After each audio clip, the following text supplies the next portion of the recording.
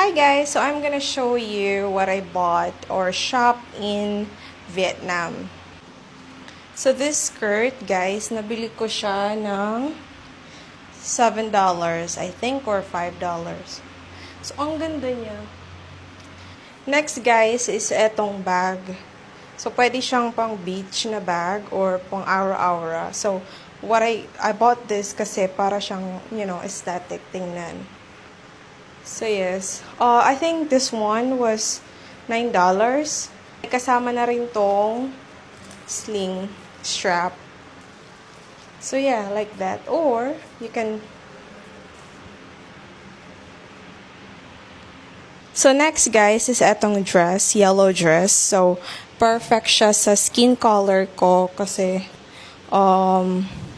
medyo tan na tayo. So yes, ang problema lang is sobrang haba niya, I think, for me. So, I need to wear heels for this.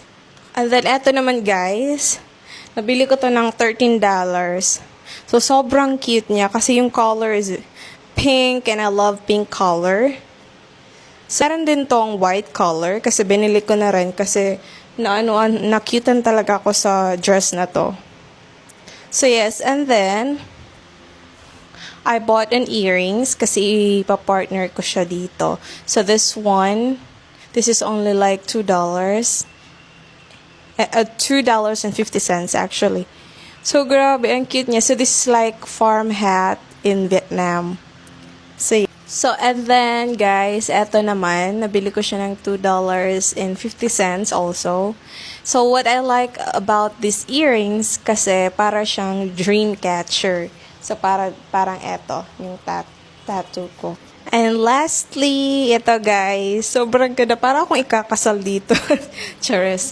So, anyway, yes, eto, $13 din to. This is like, the other one, yung design niya is pareho lang. And then, yung color lang yung pinagkaiba niya. So, look at that. Ang ganda niya. Look at the details, guys. So sobrang I like how it looks like. So yes, that's it. Bye.